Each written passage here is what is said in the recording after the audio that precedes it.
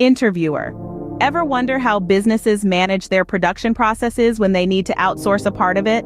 Welcome to our discussion on the SAP subcontracting process. Sophie. Indeed, it's a fascinating topic. The subcontracting process in SAP is all about sending materials to a subcontractor for specific operations. Businesses use it when they need to outsource a portion of their production process to a specialist, but want to keep control over their materials and finished products. Interviewer. That's interesting. Can you walk us through the key steps involved in this process? Sophie. Absolutely. First, a purchase order is created with a special stock indicator like subcontracting stock. Then, there's a goods issue step where the components are transferred to the subcontractor's location. The subcontractor then processes these components and returns the finished products. Once these products are received back into the stock through a goods receipt, the subcontractor's invoice is verified and processed. Interviewer. And what materials are typically involved in this process? Sophie. You'll usually see two types of materials: the components that you provide to the subcontractor for processing, and the finished products that the subcontractor produces.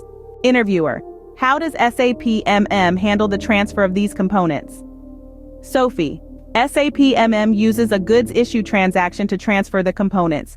They're taken from the organization's stock and moved to a special stock category labeled subcontracting stock. This ensures the organization still owns the components, but they're with the subcontractor for processing. Interviewer. And what about the subcontracting purchase order? What role does it play? Sophie. The subcontracting purchase order is used to formally request a subcontractor to process components and produce finished products. It outlines the materials needed, their quantities, and any other relevant details. It's essentially a legal agreement between the organization and the subcontractor. Interviewer. Once the subcontractor finishes their work, how does SAP handle the receipt of these products? Sophie. SAP uses a goods receipt transaction to receive the finished products.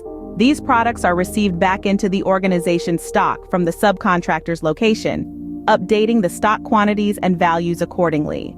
Interviewer. Lastly, what challenges might organizations face in managing this process, and how can they be addressed? Sophie. There can be several challenges like tracking the transfer of components, ensuring the quality of finished products, and managing costs. But with careful planning, clear communication with subcontractors, and effective use of SAP functionalities, these challenges can be successfully addressed. Interviewer. Thank you, Sophie, for this insightful discussion on the SAP subcontracting process. It was a pleasure having you. Sophie.